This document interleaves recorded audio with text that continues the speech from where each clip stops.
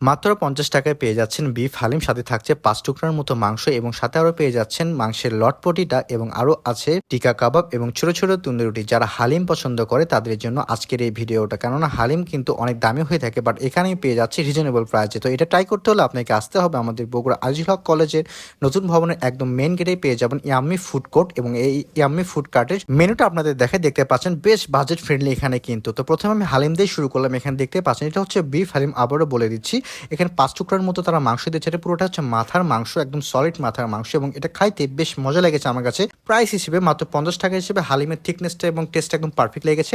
দেন লটপটিটার যদি কথা বলি, এটা আমার কাছে খুব বেশি একটা স্পেশাল লাগেনি, আরেকটু কিছু ইমপ্রুভ করা যেতে পারে। এর ভিতরে কিন্তু ৩-৪ টুকরা কলিজা, ফেকশা সহ আরো অনেক কিছু ছিল লটপটিটার ভিতরে, তো এখানে মোটামুটি লেগেছে। দেন তাদের এখান থেকে টিকা কাবাবটা মাস্ট বি ট্রাই করবে। এটার দাম মাত্র ৫ টাকা, এবং ৫ টাকা হিসাবে এখানে মাংসটা ইউজ করা হয়েছে। আবারও সেই মাথার যে মাংস সারটাও থাকে সেটা ইউজ করা হচ্ছে, এবং এটা খাইতে বেশ দারুণ।